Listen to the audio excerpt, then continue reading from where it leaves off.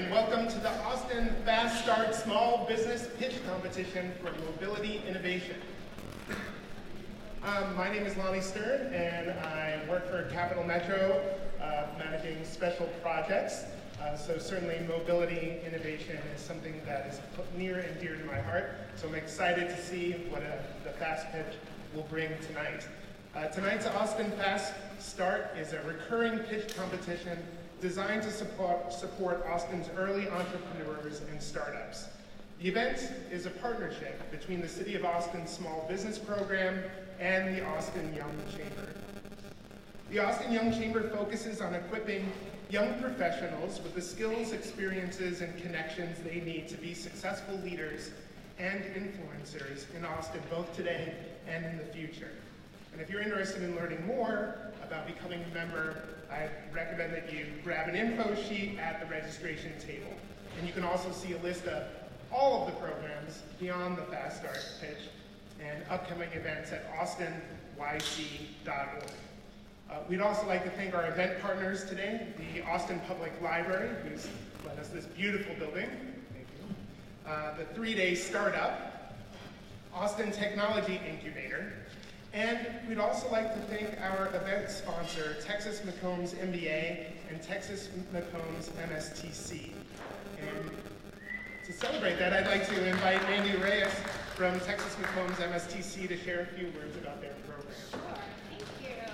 Hello, thanks for everyone that came out today. I love getting clapping before I said anything. And here's a microphone, now you can hear me better. Thank you for coming out today. I just wanted to say a few words about the Texas MSTC program at the McCombs School of Business.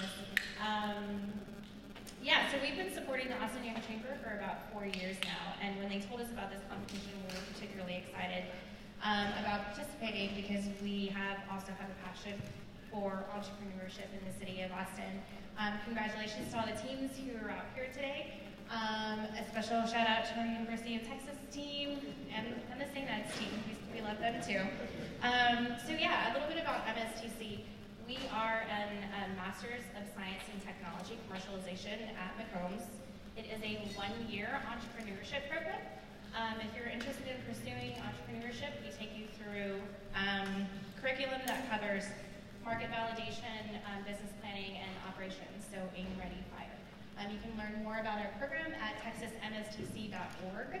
And that's all. Good luck today and enjoy the competition.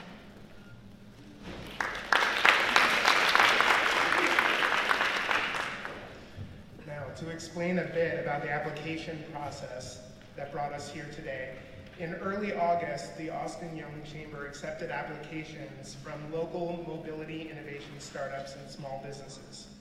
Mobility innovation includes solutions and products that use data, technology, and design to increase efficiency, expand quality, promote safety, and improve the traveler experience for the public right-of-way and transportation networks.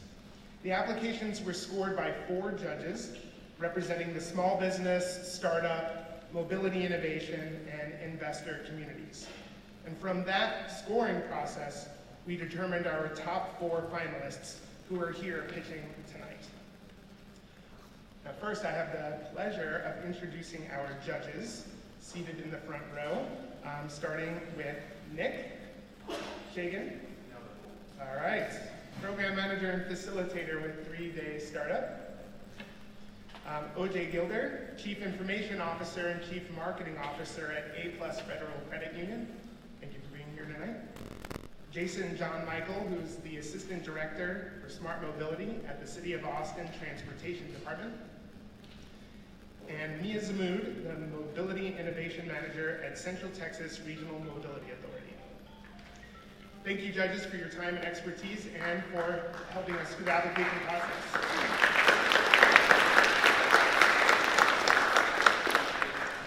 Now, tonight's winner will be determined by a combined judges' score as well as an audience vote. So we're glad that you're here tonight as well in the audience.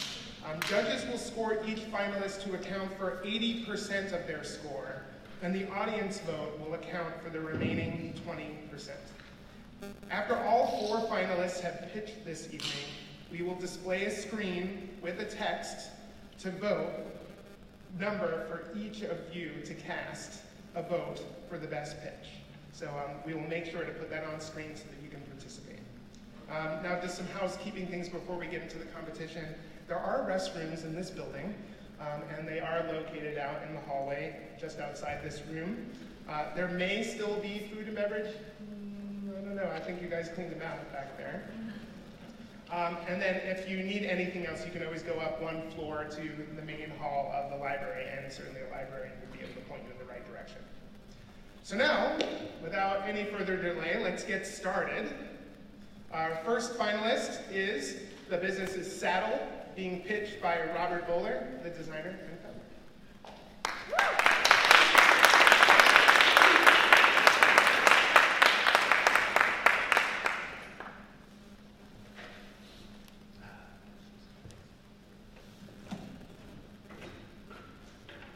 All right, thanks everyone. My name is Robert. I'll be pitching Saddle. I am a service and interaction designer and have been following mobility services and the whole space for about 3 years. And an appropriate backdrop for a transportation app is the traffic that's just outside our window behind us. The problem. We need more sustainable shared transportation like yesterday. Of the pollutants to climate change, U.S. emissions is made up of 30% just from transportation. This is mostly from single-use cars, so mass transit, active transportation like bicycles, micro-mobility like scooters. These are all ways to help solve the problem, as well as reduce stress, injuries, and deaths on the roads, and financial waste. There's a few ways that you can use these services. There are local solutions that are narrowly focused and totally siloed from each other. They don't really interact and result in inconsistent user experiences. There are multimodal platforms like Uber and Lyft, but they are focused on their own profits, have recently been called out for not having sustainable business models, and really none of them are in Austin, so Austin's transportation dollars are leaving Austin. There are great third-party transit apps, but their partnerships come and go because they don't have an aligned goal. They're usually competing with each other. So Saddle is one Austin-made mobility trip planner. It's a single service. It lets you compare transportation options individually or combine them for cheaper or faster multimodal trips. And in the long term, the goal is one payment method rather than the 6 that you have to sign up for right now if you wanted to use all of the major transportation services with the city. In the long term, this could be white labeled and then sold to other cities that are wanting to highlight their own mobility options in one platform as well. So what does it look like? It's a single app through which you can plan a trip with any of the city's transportation providers. It's as convenient as getting driving directions. It results in a halo effect where if I maybe download this app because I want to hail a pedicab, now suddenly I'm already signed up for another city service that I might like to use. And its goals align with the Austin Strategic Mobility Plan, Vision Zero, and the new Get There ATX initiative, which seems to be unrelatedly and has a booth in the library as well, so check them out. What's unique about Saddle is it's one app, it's one experience. You don't have to download multiple things, create multiple accounts. It makes use of the tight city partnerships that already exist between organizations like Cap Metro, B-Cycle, Ojo, Ride Austin. We all live in Austin and love Austin. And it presents unique trip details that other apps don't, like the calories burned, a rating for the emissions for that trip, and comparisons to driving. There are a lot of hidden costs to driving on financial ones and health, and this can help surface those to make a more educated decision.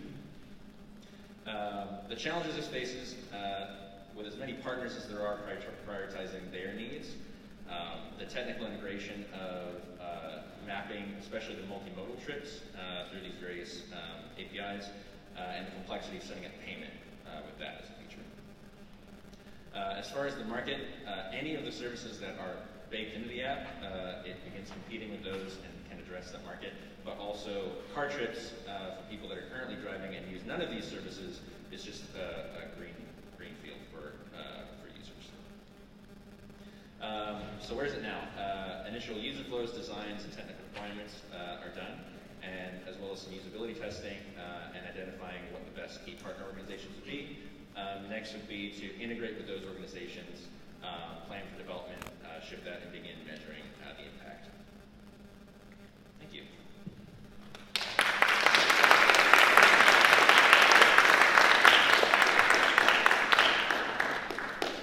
All right, judges, this is your moment, and then we'll open the floor to our audience for questions. Thank you, Lenny. I'll start. Related to the payment piece, what's your approach on how you're going to handle payment reconciliation amongst all the stovepipe partners? That's a fair question. I'm imagining a model that's much similar to you take out payments in bulk right now if you want to do like Lyft, like $10 at a time, and so that account would sit in Saddle and then be distributed based on what rides are taken or billed through that. So as far as the transparency to the user, would that also provide them with a better understanding of their account as well? Would they have the ability to look in their account and see how their balance is being used? Yeah, there'd be full transparency on both sides. And for payment in the long term, it would largely come rather than from taxing the services that it is trying to drive people to use from those city partnerships where they want to use the service as well.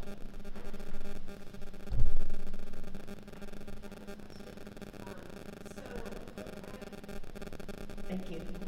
I don't know how to work the technology here. So have you looked at who your competitors are?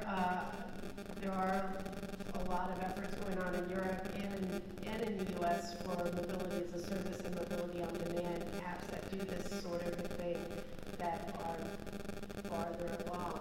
So have you done a view of your competitive market, and how do you think you'll compare with that and address bigger companies that are farther along? That's a great question, because I actually love the transit app, which was one of the competitors addressed. I've seen pretty slow progress from them, and I've seen a lot of their partner services come and go because they're kind of at the whims of those. Like Car2Go is no longer in there, and some of the scooter apps that used to also be in there. Saddle, I think, is built with the premise that it's for the city first, and it makes use of those tight partnerships. Also, frankly, much like for no reason, people love HEB in Texas. People love Texas if you live here, and so having a homegrown app, I think, helps with at least that entire market. There's lots of other reasons to love HEB, but that's one. It appears that your app will host Lime, hopefully, all the other scooter companies, and then the bus routes. What am I missing there? What other modes, like the bikes and pedicab, with, I guess, the scooter apps already providing a way to find a scooter? What's like the real value there? Is just being able to find multiple modes of transportation on one platform, like going to take a bus to Fifth and Brazos and take a scooter from there to a destination? Kind of like what's the real solution here? Yeah, as far as the primary purpose, the planning purpose, there's a lot of hurdles you have to jump through if you want to swap brands of scooter. So this unifies all the partners in one thing, so you don't have to switch between apps. It also pairs, like you said, the first mile, the bulk of the trip, and maybe the last mile. It's also not limited to certain providers, so you could just say, I own a personal bike, and then that would plan that along with whatever options you choose. Their secondary benefits are things like the additional information that you learn about your trip. You could tally that up over months and see how much money you would save, how many calories you would burn. I learned that if you just go 10 minutes a day on the bike, it's the equivalent of running 26 marathons. I don't know if that's cool or intimidating, but surfacing that kind of information to help people make their transportation decisions. Any other questions from the judging panel? Got one. I was going to ask, from an equity standpoint, what do you envision for the app for those that are either unbanked or not digitally included? That's a fantastic question. I haven't mocked anything up, but an SMS-based service, or even, this is more labor intensive, but a phone service where someone is effectively armed with this app on the other end of the phone and can map the trip for them. I think those are key components, and I've seen SMS-based trip planning solutions already that can be learned from. Do we have time for another judge question? The response to the previous question actually sparked this in my mind. So is your app, as part of your plan, your business plan, to have AI and machine learning so that it can kind of do some predictive based on people's behaviors, what they tend to do, rather so that people don't have to go in and log and request the same trip every day? Will you be doing some kind of predictive or machine learning? That's a good question. Using machine learning for that is pretty advanced, and for some of the predictive things, not necessarily needed. So you could just tell it what your typical commute is, and then it can start planning that for you and give you different options depending on traffic or something like that. All right, folks in the audience, do any of you have some questions to add?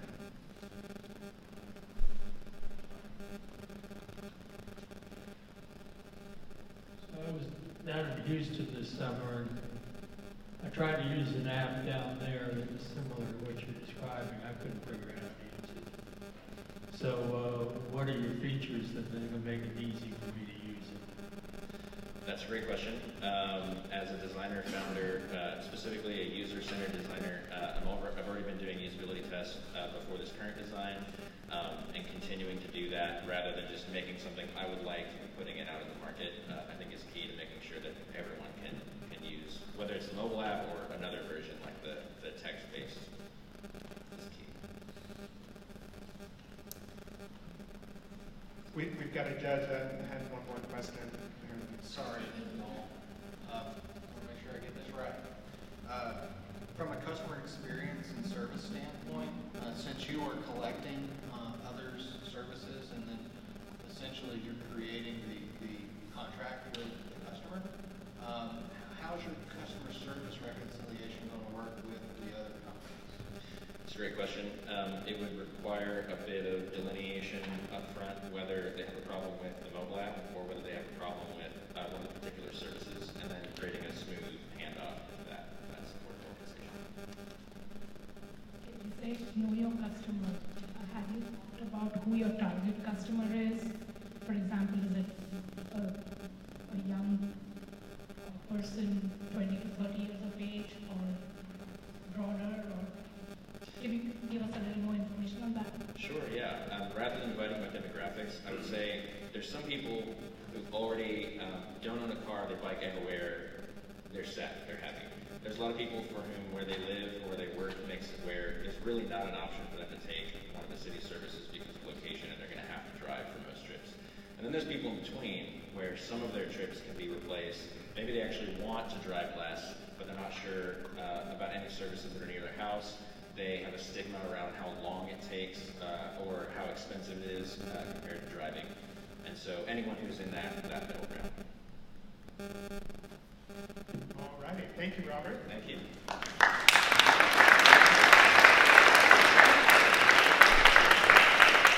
It's always hard to be the first one, right? So now you know how it's done. We've got our next team ready to get going. The next business that we'll be hearing pitch from is Thruck.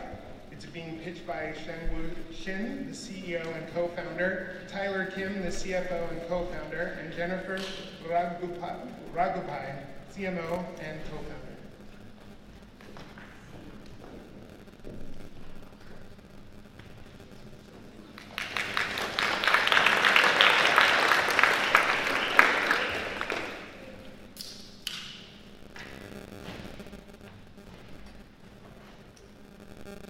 Hello, my name is Shengwu Shin.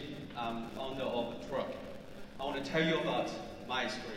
I have one niece who come from South Korea. She is studying in a college station. She has a one-to-one family in the United States, where is Austin, Texas, which is me.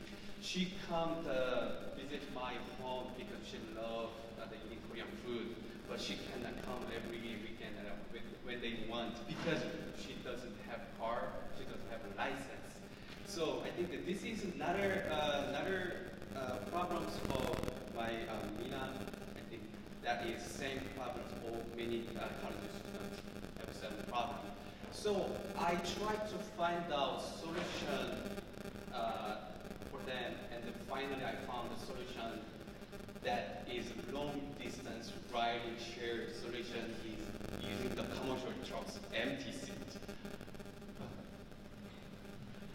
Yeah, you know, I can see a lot of trucks on the highway, looks like Optimus Prime. They go everywhere, every day. So with an empty seat, so I think students can use the truck's empty seat. They can go everywhere, every place. So 10 million students come from out of town or out of state, and truckers run 815 million miles a day in United States. So truck will make an app, it connects truckers and students, and we will charging the 80% charge, the service fee for every traveling transaction. Thank you, Jamie. My name is Jennifer Rangapai, and I handle the marketing activities for Thruck. And essentially, for the launch, we're going to focus on students because students are a community that traditionally have a higher concentration of individuals without a vehicle. They have a predictable travel schedule, limited travel budgets, and many of them live out of state or out of town. On the driver end, we're focusing on truckers, and we want to start with trucking companies with existing fleets because they can help us populate our routes quicker. Their drivers are already vetted, and it'll help with making safety consistent. We also want to work with companies with existing brand recognition to help with any stigma that comes with ride sharing with commercial trucks. So we did a little customer discovery in our initial process, and Cheng Wu went out to truck stops in different locations in Austin. 10 out of the 12 truckers that he interviewed said they would be open to truck sharing. And then when it comes to students on campus at St. Edward's, they are open to ride sharing as well. And some of the statistics say that most of the demographic that's using ride share as it exists right now are in the college student demographic. So when we break down the market, we come from the long distance travelers, solo travelers in the United States. We break that down further to college students in the United States, and if we just focus on Texas for the launch, that's an $80 million market. Hi, this is Carla Kim. Let me explain about the revenue structure. We are targeting the rate is a quarter per mile, and we are going to charge $40 for a 3-hour trip, which we think is average. And about $7 is going to be our fee, and the $33 will be the trucker's audit. And if you look at the timeline, for the first year, we have 0 riders, and we are going to develop the application and focus on the marketing. How can we improve, enlarge the markets? And after 1 year, we are going to launch a business. And for the first year, we are kind of a little bit slow, aiming 7,000 riders per year. And then first year, we focus on individual truckers. After the second year, which is the third year, we are targeting all travelers, and we are targeting also retailers like Walmart and H&B. Financial forecast is like this, they explained, and after 5 years, we are expecting around 2 million. Thank you. All right, thank you. And now we're going to open it to questions from our judges.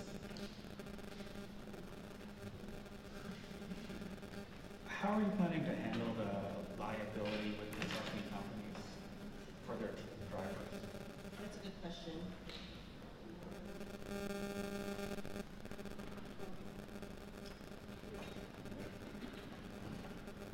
Yeah, this is the same like Uber's, liability program. So they can, the drivers, the truckers can learn the app, drug app, as it means they have time to covered by insurance. So the travelers and the students can pay the money that include the insurance cost on that.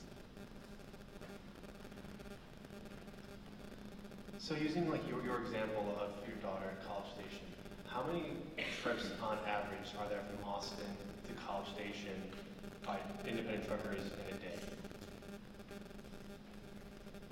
If you don't answer that, my question more so is around just schools that might be a little more isolated. They're not in Houston, they're not in Dallas, they're in more isolated parts of the state. Kind of like what's been like your data analysis around the amount of truck visits to those more isolated colleges? That's a good question. We don't really have enough data right now to say that specifically. I would say that we have been capturing information like we have the 115 million miles per day on a whole.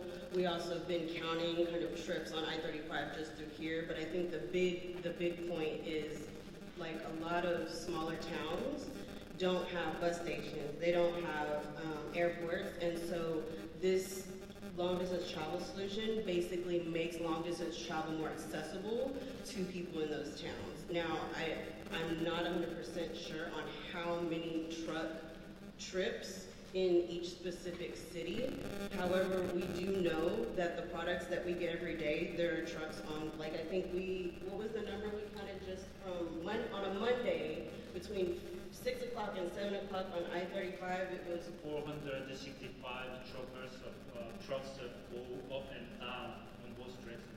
And on I-35, just in Austin on a Monday in 1 hour.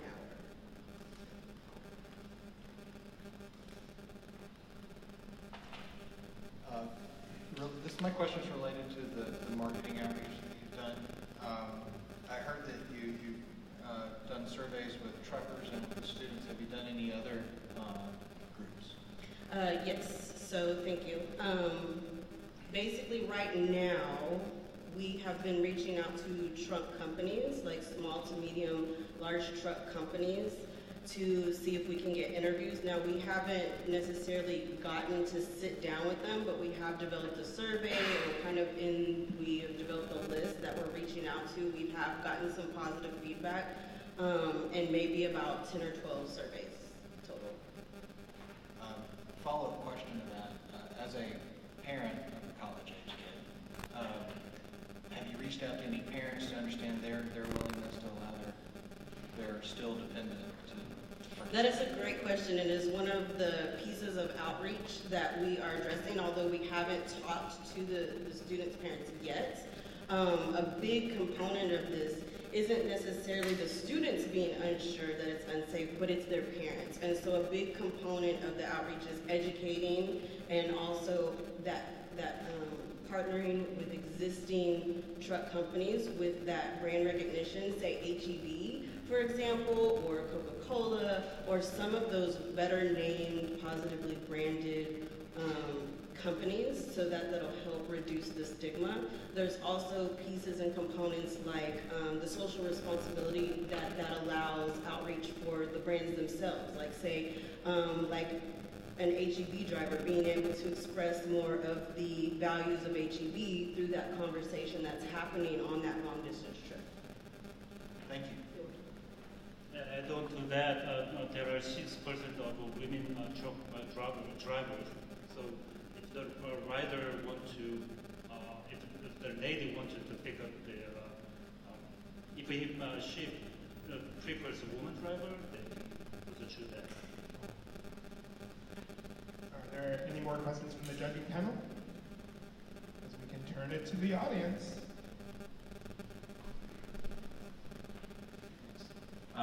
So the truckers are usually on some sort of deadline or timeline. They have to take 30-minute breaks every few hours, and so how do you deal with the brake system if a trucker needs to take a break, after 8 hours of being on the road, and they've already been on the road for 6 hours, they pick someone up, they're 2 hours into a 3-hour drive, and they're like, sorry, we're gonna take a 30-minute break on the side of the road. And then two, how do you handle like drop-offs and pickups? Does the passenger say, this is where I want to be picked up and dropped off, or does the trucker determine that? Yeah, actually, thank you. Actually, I got the same questions, but truckers does not change their route. Trucks look like a river flowing over tracks. They do not change their route. So they own the highway or own their route. So we have to go using a ride hail or a friend's car. So I think there is not like truck. This is same really like a train or bus. They don't wait us, so they can go keep them daytime. I think that's a pretty good point that we think about another option to switch it to another car, because like you said, they have to stop for 30 minutes after 8 hours, so that they can we can choose as we explained, for 1 hour, 450 current cars are traveling on the road, so they can switch it to another car where they can just wait with the driver. They can choose on the way. It's also still under discussion, which is better, which can be best option. We can ask the traveler can select which option. That's what we discussed so far. Thank you. Any other questions from the audience? I think I got somebody over here. Hi, how did you come up with the price point of $0.25 per miles, and how does it compare with the other options such as Megabus or things like that? Initially, I think that's a good question. Initially, we searched the option from Uber from Austin to Houston. It's about $250, and we discussed from the school. And the thing is that one of the students experienced is that there's a price, but when you ride the car using the Uber, and on the way the driver said, this is the maximum I can go, because if he goes out of town, he needs to pick up another passenger to come back, and which is actually you need to, if the price is $250, he have to pay $500 to come back. So that's why we compared the pricing system, and then the pricing is we also benefit the truckers, and also we get the business running for our side. So that's what we come up with that numbers. All right, thank you, Thread.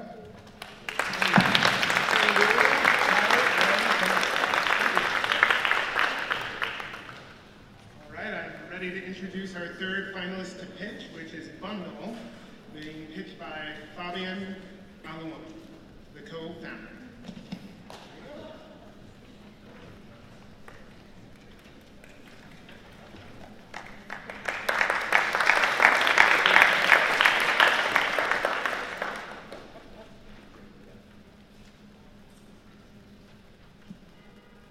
Good evening. My name is Fabian Malone, co-founder of Bundle. First and foremost, I would like to thank everyone for being here. Thank you, judges, for your time. Matthew, my co-founder, couldn't make it out because of extreme health issues concerning his father. However, we do not mean to be disrespectful, nor do we take this opportunity for granted. Now, did you know there are more self-storage facilities in the US than Starbucks and McDonald's combined? That's ridiculous. Let me tell you how my baby Bundle came about. School was out. I was left with a 2-week gap, a couch, and a car between visiting my parents and coming back to Austin to study. I phoned my friend and asked if I could leave my stuff at her place. She wouldn't make it in time for my flight. So I parked my car in front of her house, and by work of a miracle, my couch fit inside of it. Bundle was born. So what is Bundle? Bundle is a startup focused on revolutionizing space everywhere, starting by parking and storage. To the user, Bundle is the ability to book whole spaces for storage, parking, and single item storage as well.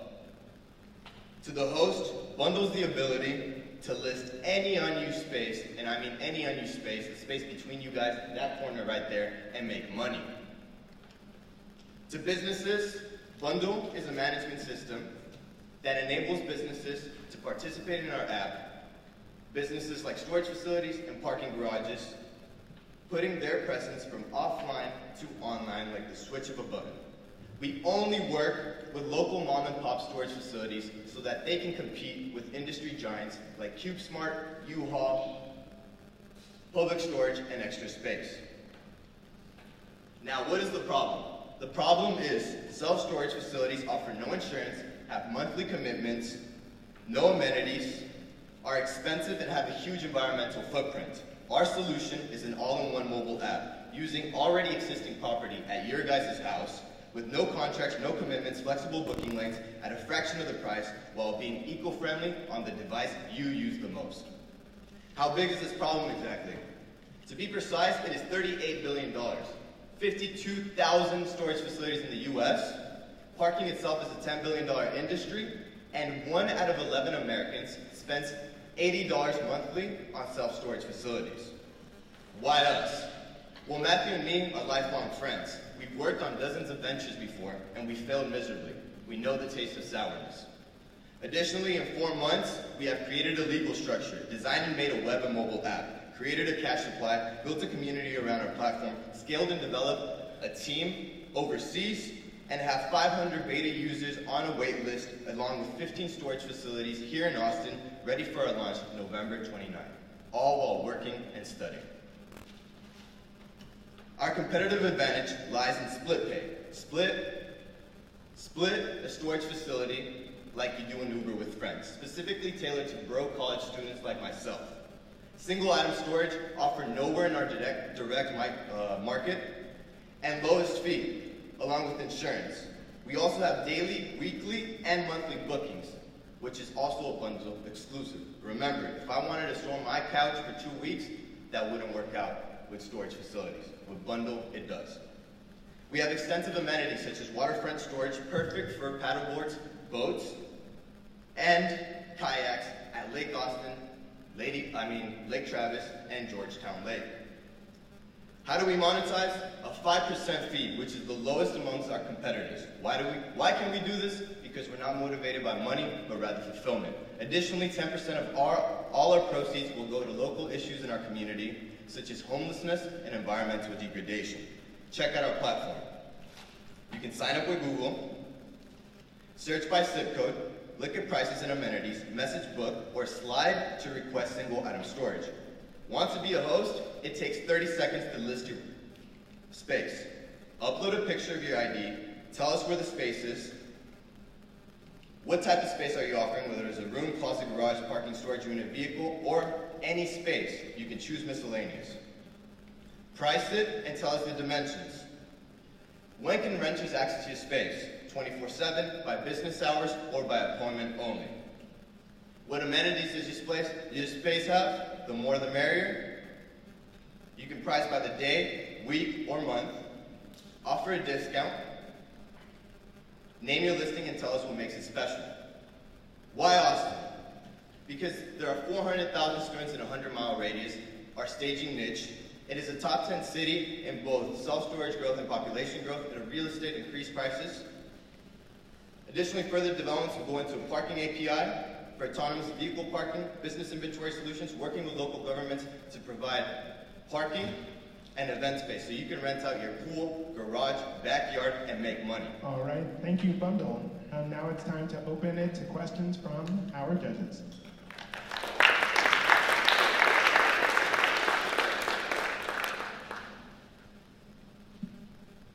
Anyone want to kick it off?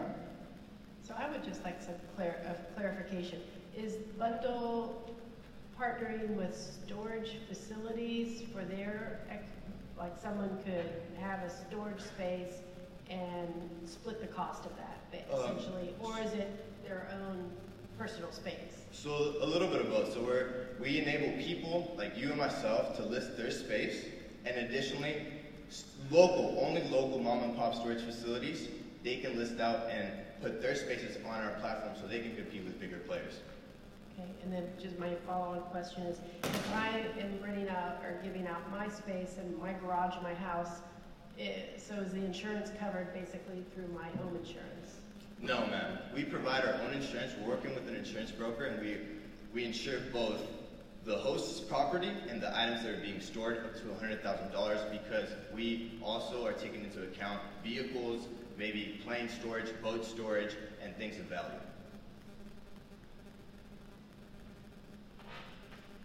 So is there a limit on the types of items that can be stored? We have community guidelines, but basically it's open to almost anything. No guns, nothing that will be harmful. You would have to assess our community guidelines. You could give us a call if you have any questions, but basically most things are accepted as long as not harmful to the user or the host. Okay. So follow-up question. If you're charging a 5% fee and you're covering insurance, where's the margins for your company to have profits? So we do not look to be profitable. This is a long venture. We expect to be profitable maybe in 10 years, but we don't seek profits immediately. So our profit margins will be low. Our burn rate for the first year after reaching 20,000 users will be $45,000. At that point, we will be losing money. But the first year, we will actually have no overhead because we're using AWS, which for our backend will allow us to make free transactions of everything and use of the backend up to 1 million transactions, and Braintree for all the money transactions is also free up to $1 million in transactions. All of our money will go into marketing costs for the first year in acquiring our goal of 2,000 users. How do your margins compare to the typical storage space industry? Well, basically, you're using space that already exists. So to be in a new location, what's beautiful about our model is that every new listing is a new storage facility. So a storage facility, they have to invest at least $1 million, right? So it's already space that you own. You have a closet, you have a shower, you have a backyard, you have a pantry. You just list it, so it's all profit from there. We don't take any of that. I mean, 5% fee, and you keep the rest. So it's all profit for the users. The reason I asked that is to think about this question, in that if your margins are so low that you're going to be burning for a few years to see profit, perhaps you can maybe up that percentage to be a little more close to like industry standard margins, at least to still be competitive, but maybe draw a profit. With a larger audience of users, like 100,000 users, we do estimate to be making around $2 million, but that would be maybe 3 years down the line or something like that. Who's the target user, the person who's hosting? So initially it's people like myself who are students. There's a huge gray area because these people, they'll just call up their friend and they'll say, hey man, can I store my stuff at your place? So there's not really a solution for them. They're not spending money. So initially we want to target those 400,000 students in our 100-mile radius. College Station, St. Edwards, UT, ACC, etc. One more follow-up, sorry. Based off of like that customer discovery process for your initial beta users, how long was the average amount of time in which a host was hosting their space? Because your problem, like the way you framed the problem was you had like a few weeks while you had your couch in your car. Usually, so, you have like a summer as a student or maybe between semesters. I guess like what's the average amount of time that a host is renting out space? Our users, there's 3 personas, right? So there's regular self-storage users, students, then we have travelers like business professionals. So it's a little bit of everything, but we account that the most average periods are summer and semesters where people are traveling for study abroad. So it'll be between 1 to 3 months is the average length. Are there any more questions from the judging panel? Would anybody in the audience care to chip in? At think the judge has one more question. Let's go with the judging lesson first, and then we'll jump to the audience. Okay. How do you plan to handle the, I guess, removal of items for non-payment or just for leaving it? Okay, so on our customer support, we'll personally go and pick up the items that are not. Then there's a disclosure in our community guidelines, which is 2 weeks. If you don't pick them up, they're getting donated. And then we will personally, out of our budget, try to compensate to the host. But we will send notifications to prevent that from happening, but we will take that into our hands. You mentioned that there were around 500 users in the beta test. Yes, sir. And you mentioned a couple of use cases. What is probably like the most frequent use case? Are people really using just closet space, or are they using basements? And then as far as average amount of belongings, do you have some metrics on, hey, it's 10 pounds of belongings, or are they really putting in entire apartments in this location? So as far as metrics for single item storage, we have 3 categories. A small item, a medium item, and a big item. They all have examples, so it would be approximate for a beta test. Then as far as what we've heard people wanting to use their product the most for is parking their car when they go out of town. They don't want to park it at the airport, so they can park it in front of somebody else's house for significantly cheaper, 40 bucks maybe compared to 200. And as far as another instance where people really need the product is to store their couches. Like college students always tell me they have nowhere to put their couch. The pitch coaches who gave me great advice told me they had nowhere to put their couch as well. So a couch and a car are the 2 most common instances that we've seen. Will there be any restrictions on the, will there be any type of restrictions on the type of insurance that will cover? Is it going to be just theft? So let's say if a furniture has bed bugs or something, or the house that you're storing in the furniture has bed bugs or something, because it's in the college you'll see that's actually one of the very main reasons of the, how many of the people get sick, because that happened with me once. So I wouldn't want to store in that kind of areas. So is there going to be medical also covered in your insurance? Okay, so that's a very particular case, but to that question I would say the insurance broker that we're looking to facilitate with is Lemonade. They are basically almost a non-profit organization, so they're very flexible. And it would be particular, but if you're not happy with how your booking went, we will be sure to give you back the money and make it right.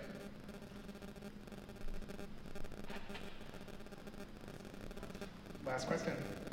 Over here. I saw that you had a chart. I was citing Spare Foot, and so I assume that you know Spare Foot in town. When they were over at Capital Factory, when they were first getting started, they had a very similar idea to bundle, where they were trying to spread the wealth, if you will, of personal storage. But then they quickly pivoted to what they are now.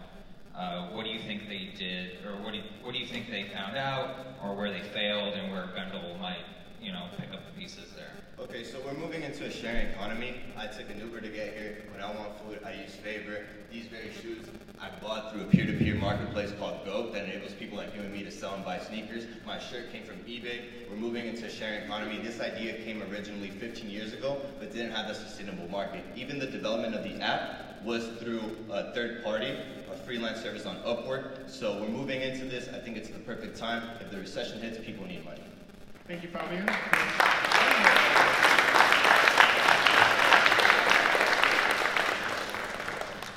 All right, and I would like to introduce our 4th finalist to pitch, ElecTrip with Mandeep Patel, the founder. Thank you.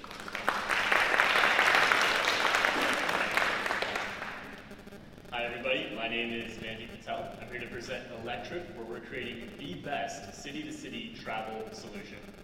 So travel sucks. That's not really a surprise for us, but it really sucks when you're trying to get from one major city to another, located less than 4 hours apart by car. And that's because the amount of time you spend just in the airport to the amount of time you spend in the sky, it's incredibly stressful. Buses are really unreliable, they have a limited schedule, and you have to go out of your way to get to a central pickup point in order to even get onto that bus, making your door-to-door time much longer. Probably the worst is if you drive.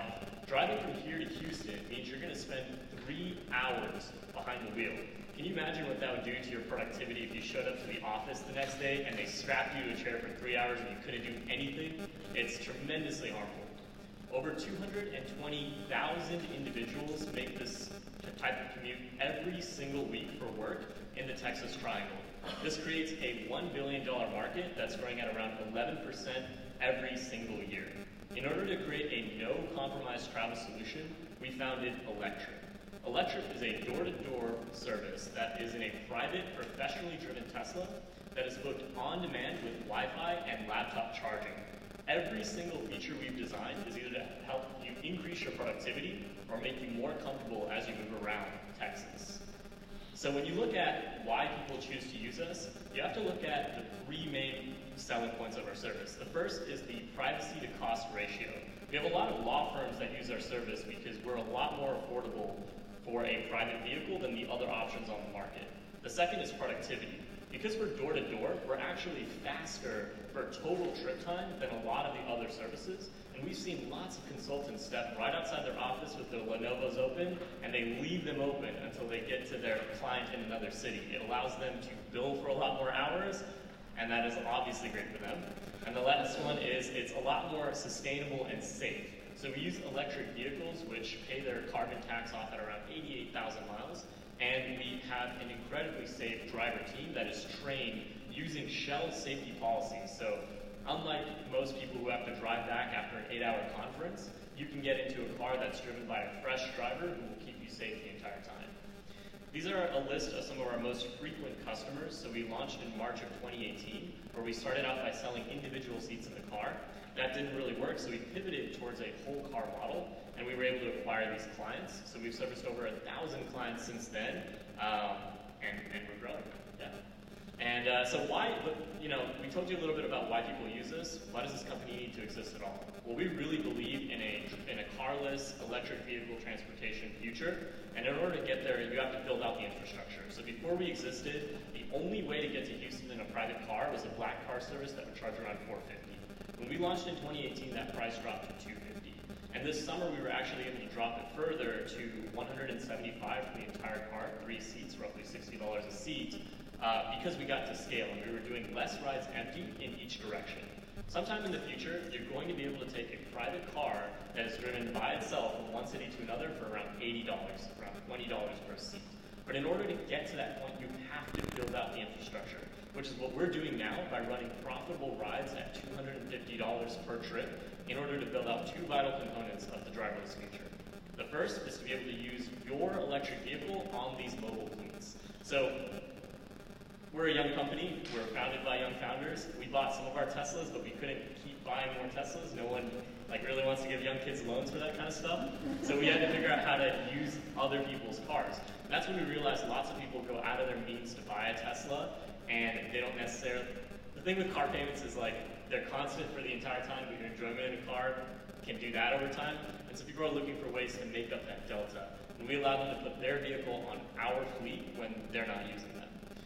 The second is an EV parking and sharing service. So this is very similar to how you can charge lines at your house. That needs to be done when you have thousands of self-driving electric vehicles. You have places to park them, charge them, and clean them. And we're building that out now. That's actually what we would use the funds for this competition.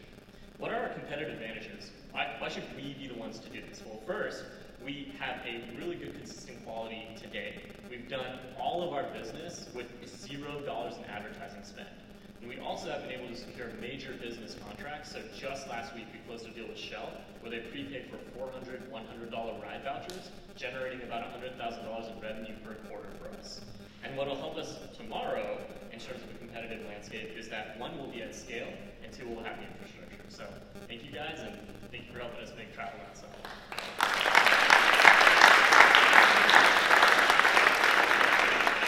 All right, let's open it up to our judges for the first round of questions. So, let's see if I can get this right. On the Shell, congratulations on that, that's great. Was that for travel that they intend to use to go local travel, or is it to go from city to city? Yeah, so we only do rides between major Texas cities. Uber and Lyft can service the rides within the city a lot better than we ever could. They just have the scale for it. Shell's doing rides from their locations in Houston up to Austin. We have approximately 10 to 12 rides with them just up until Wednesday for recruiting this week alone. So they love the fact that their employees don't have to waste the 3 hours behind the wheel driving, and they can be way more productive. They also eliminate the safety risk of having employees behind the wheel. And most importantly for them, they were spending about 1 ton of CO2 per person per trip trying to get up here through flights, which they can now offset through our service. And then just one follow-up question is about, I'll pass because it just left my head. Yep. That's cool because his answer just gave me one. Economic analysis related to benefit cost. Are y'all working on that? Are your partners that you're currently serving, are they willing to offer you that type of data? They do, yeah. So it depends on who we're talking to. If we have Deloitte partners in the car, we increase their billable hours per month by about $25,000 per partner per office, which is an incredible economic surplus for our service. For individuals that are traveling, that's a completely different use case. So 90% of our business is B2B, and about 10% are individuals. Some of the use cases around there, let's say they're trying to fly to India or Korea or Shenzhen, they will actually take an ElecTrip from Austin to IAH and then fly out because the flights are cheaper, more schedule-wise. Yeah. Follow-up question then. Based off, I saw up in the note of the asterisk, it's based off the full load. That's correct. Those are ideal conditions. What does it look like when there's only one person? So the key thing to know about our service is that it's $250 flat rate. So that means you can put up to 3 people and the price does not increase. It's also door-to-door, so you don't have Ubers to airports and the like. So for a party of one, generally the people taking those rides are the managing directors, the partners, the named lawyers, individuals like that. When they travel with the team, they send 2 people because the 2 bond lane tickets plus the Ubers equals out our price. And then in that scenario, we're faster door-to-door and the scheduling is more flexible. Right now, are you aggregating just within one company, or are you aggregating across companies? So we're trying to spread out. The reason we've been able to do that is word of mouth. When Deloitte uses us for recruiting travel, PwC hears about it because students are tweeting about it and Instagramming and all that, because it's awesome to have a Tesla show up outside of your dorm room. So that's helped us out a lot. And that's what we're aiming to do. Last question, I'll let my other colleagues ask some. Related to the vehicle fleet, you mentioned some of these are personally owned vehicles. You also are buying your own vehicle fleet. That's correct. Say I've lent you my Tesla that I don't own right now, and city employee, and midway through my day, my kid gets sick, and I gotta go home. Yeah. What do I do?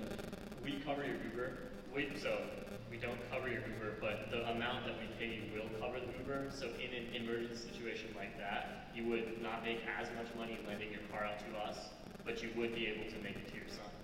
A different alternative, like a different scenario, we had employees from Shell rent their Teslas out to us, and they went to Colorado. They personally wanted to come back early to Houston, and the flight was like $200. Well, because they lent their Tesla out to us over the weekend, they made $300, and they could cover it. So it's kind of like that. Any other questions from the judges panel? How many Teslas do you currently have within your fleets? So we had 2, now we have 4. They're on their way from New York. Gotcha. So ideally, like when you scale this, you want to eventually own your own Tesla. So the delta, so we pay Tesla owners 25 cents per mile, plus we buy them new tires at 30,000. It's about 40% cheaper for us to own our own fleet. Next question is this model seems really scalable in like particular states, like Texas, or maybe like Ohio, or Columbus, Cleveland, Cincinnati. Are there places where you see more opportunity than I assume others would like, as opposed to South Dakota or California is a huge state? So there are 7 national markets where this would be perfect for. We started in Texas because it's growing the fastest. We're from Texas, we love it, and the actual battery technology is better in warmer environments. So like, what's the next place to pilot this? We would probably go to Florida.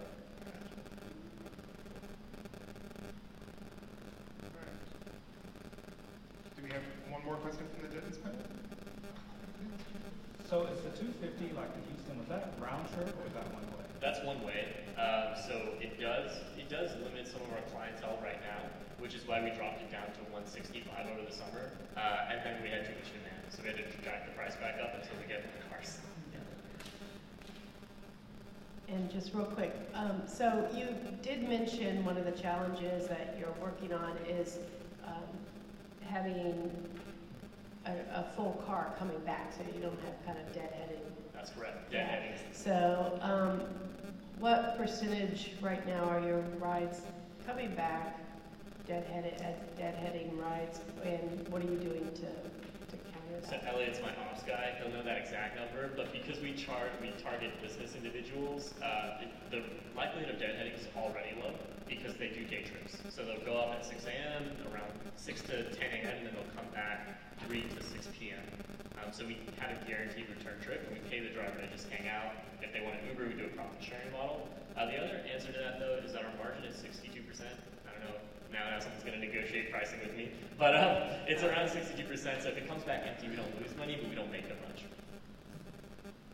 All right, I think we have a little bit of time for some audience questions. Has anybody got something for us?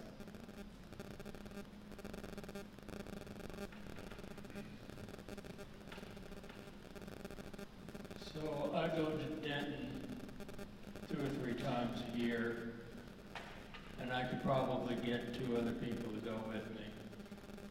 So tell me what a round trip would cost me. So we, on our website, have a cost calculator that will spit that number out to you. We do custom routes. The problem is that we have to price in the empty round trip back. So it will be a little bit more expensive for a custom round trip. So I can't give that to you exactly. You should meet up with us after. We'll hook it up. I think we've got time for one more question from the audience. Between Black Car Services and your service, the difference in the price point there, could you go into the breakdown between fuel? Yeah, absolutely. So an EV, in our worst case scenario, will cost us 25 cents per mile if we borrow it. These guys are paying about 90 cents per mile for their vehicle. So on vehicle cost alone, they're paying about 3.5 times as much. The other issue is that every single ride they do between the major cities, they price an empty round trip back. And that puts their price point at something that's really just unaccessible for people unless their other alternative was a private jet. All right. Well, thank you, Matthew. And ElecTrip.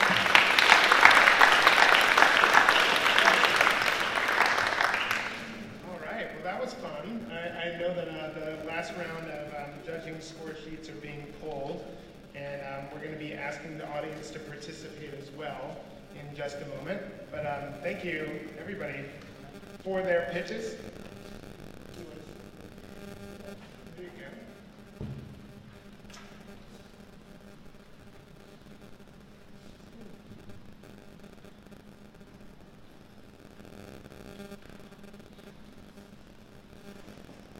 All right. Well, let's see. In just a moment, we're going to be giving you the instructions so that way you can participate in voting. And we're going to give you a few minutes to text your vote for the Austin Fast Start Sustainable Business winner.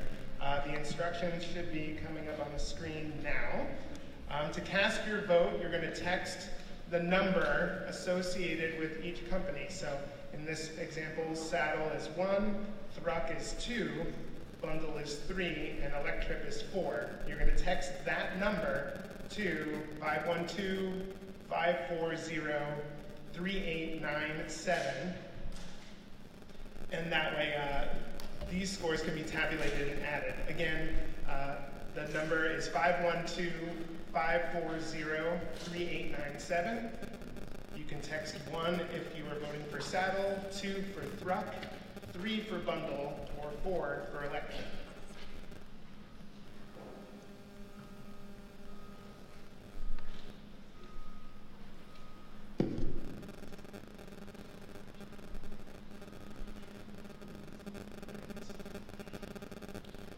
I appreciated all the pitches today, just because I've been in the same jams that all of you have identified today. To tell you the truth, not only have I had space issues, but I also do make a regular trip that goes from metro to metro, And I have often thought that I'm losing this productivity. In fact, I own a car that the only trip that I make is going to and from Galveston, and I'm stuck in truck traffic the entire way, so it is killing me. I'm glad that everybody's thinking about these sorts of problems. Let's see.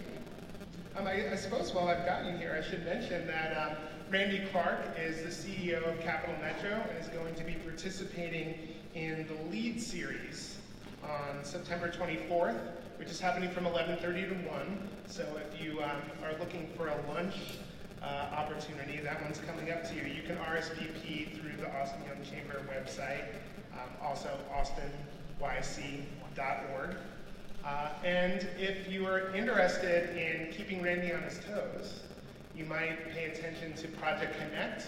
You can go online to projectconnect.com for information there. Project Connect is meant to be a multi-year, regional, high-capacity transit plan that will very likely show up when you're in the voting booth during the 2020 election cycle. There's information there about creating traffic-proof transportation along South Congress, Guadalupe, Lamar, and East Riverside, as well as adding Metro Rapid treatments around the city. So, again, if you want to keep him on his toes, when it gets to the Q&A section, you might ask about some of the service that is connecting to your part of the city. You can go to projectconnect.com for more information about that. And again, if you haven't voted yet, this is the moment. I think they are tabulating scores, and we'll be presenting a check in just a moment.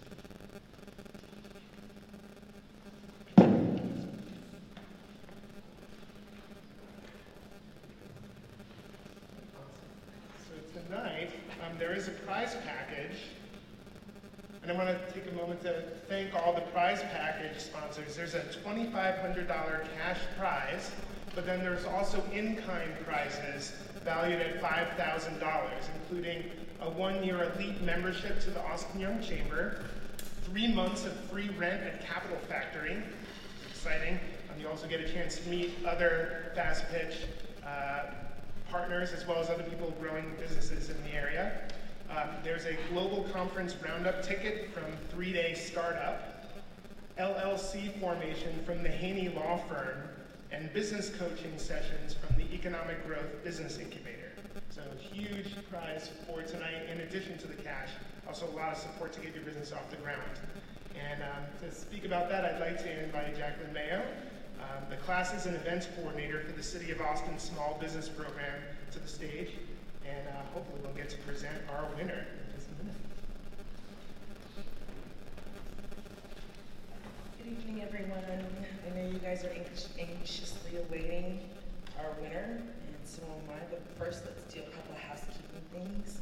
I want to thank the finalists. You guys were awesome. It was very impressive. Thank you very much. Let's give them a round of applause.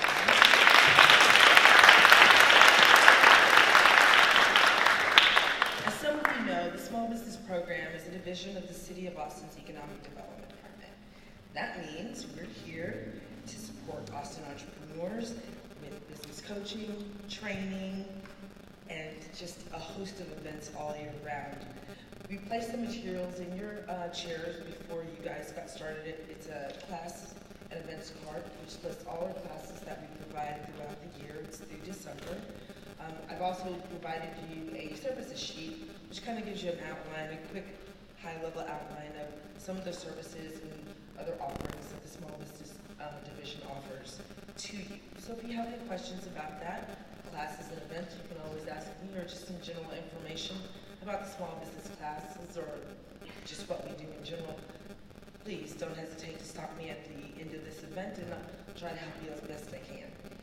I also would like to close this evening tonight and say thank you to the audience for joining us. You guys were fantastic. Your questions were awesome, and we really appreciate you coming out to support our finalists and help choose a winner. So thank you again for that. We're thrilled to partner with the Austin Young Chamber. They have been just fantastic to work with, and they have done a fantastic job of helping entrepreneurs take their businesses to the next level and really growing our small business community. So we're thankful for we're thankful to them for their lead and their enthusiasm in creating and promoting these events. So thank you guys so much.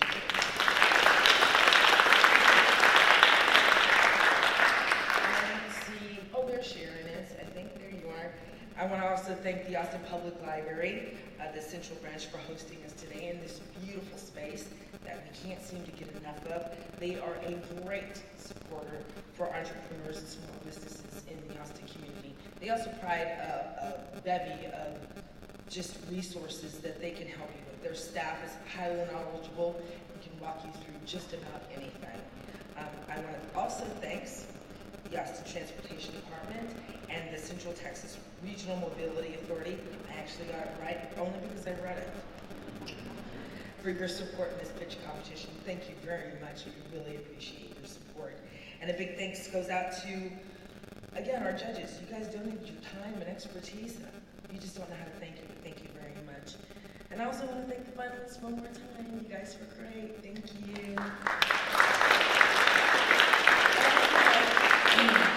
To invite our new Director for Economic Development Department up here with us, Veronica Briseño. Feel free. And of course, we can't forget the Austin Young Chamber because they have the check. Alicia, come on up. So,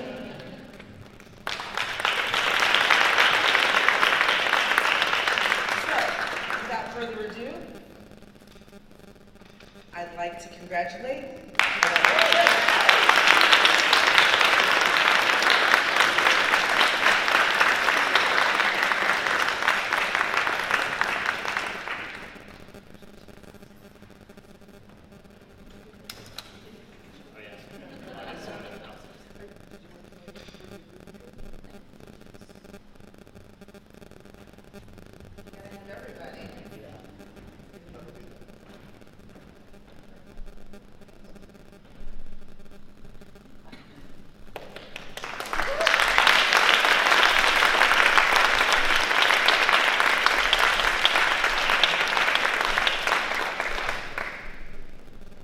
everyone. Have a good night. Thank you again to all the presidents, the panelists, and attendees for joining us tonight. And I remind you, if you want to go to the austinYC.org website, you can get a hat just like this one. All right, have a good night.